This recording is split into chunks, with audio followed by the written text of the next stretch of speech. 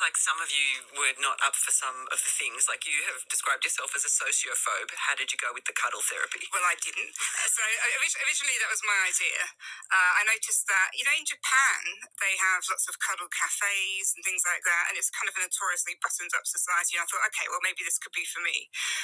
And then I noticed over here in Australia, you have cuddle therapists. They're often international students, and you sort of meet them in a hotel room. Oh, that sounds dodgy. Maybe. But then I found Cuddle Gathering in Melbourne, and I was due to go along to that, and it was 2 hours of sort of different cuddling kind of exercises, I guess, and getting to know each other. And then I chickened out, so Frank went. But he actually got so much out of it. He came out with a bit of a 1,000-yard stare. And I thought, oh my God, what's happened? But it was just this real strange sensation of being intimate with complete strangers very quickly, but intimate in quite a profound way. Because Jenny's looking at my facial expression, which is I'm horrified. reacting to that, yeah.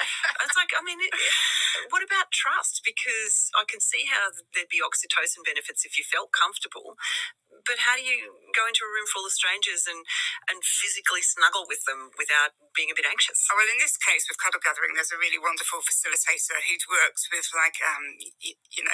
touch in children's hospitals and that kind of therapeutic touch. So she was all across, talking about consent and boundaries. But I think, if you go to something a bit more esoteric in Ubud, in Bali, for instance, where you've got a kind of somebody claiming to be a practitioner or guru, then, yeah, indeed, there could be quite a lot of scope there for things going wrong. Well, yeah, and I guess, those things can go wrong in developed country as well, can't they? There can be bogus practitioners and charlatans everywhere. We're speaking with Jenny Valentish, who